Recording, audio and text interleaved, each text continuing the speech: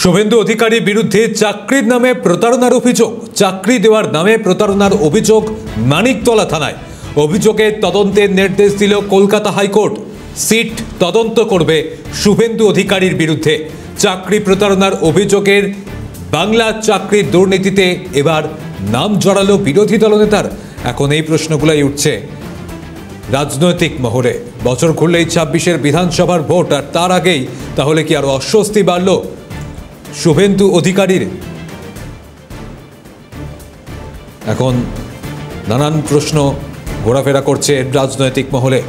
বিরোধীরাও কটাক্ষ করতে শুরু করেছেন। আপনাদের শোনাবো আইনজীবী সায়ন বন্দ্যোপাধ্যায়, তিনি কি প্রতিক্রিয়া দিয়েছেন, আমরা কথা বলেছিলাম তার সঙ্গে। পাশাপাশি আপনাদের শোনাবো বিজেপি নেতা তথা আইনজীবী তরুণজ্যোতি তিওয়ারি, তার সঙ্গে আমাদের কথা হয়েছিল, তিনি কি প্রতিক্রিয়া দিয়েছেন।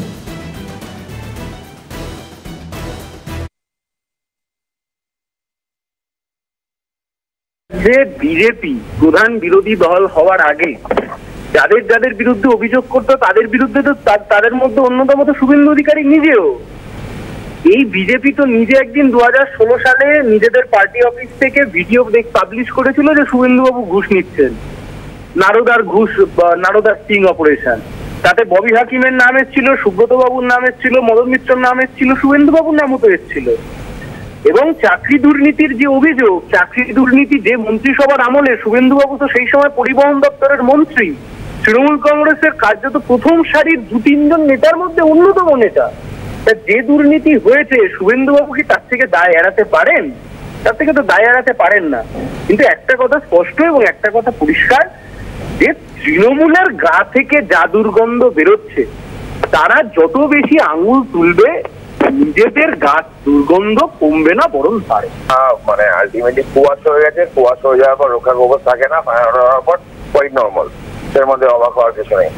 সেকেন্ড থিং হচ্ছে, শুভেন্দু দাকে টার্গেট তৃণমূল বহুদিন ধরেই করছিল। তৃণমূল একটা মিথ্যা প্রচার চাচ্ছিল, মামলা করতে পারছে না, অ্যাবসলিউটলি মিথ্যে। হাইকোর্টের লিভ নিয়ে করতেই পারতো, তারা করেনি, এতকাল পর করেছে। অবভিয়াসলি একটা মামলা যখন হয়েছে তার এগেইনস্টে লিগ্যাল স্টেপ নেওয়া হবে, সে নিয়ে চিন্তিত আমরা একদমই নয়। আমার মনে হয় শুভেন্দুরাও চিন্তিত নয়। কারণ হচ্ছে ওভারঅল তৃণমূল কি করছে না করছে সবাই জানে। তো 15টা মামলা, মিথ্যে মামলা খারিজ হয়েছে, আরো যে কটা মিথ্যে মামলা করবে সেগুলোও খারিজ হবে, কোয়াইট নর্মাল প্রসেস। এর মধ্যে অবাক হওয়া বা চমকে যাওয়ার কিছু নেই। যে একটা মামলা হয়েছে বলছে এতকাল কেন হয়নি, কি জন্য হয়নি, কার জন্য হয়নি, এগুলো কোশ্চেন হবে, দেখা যাক।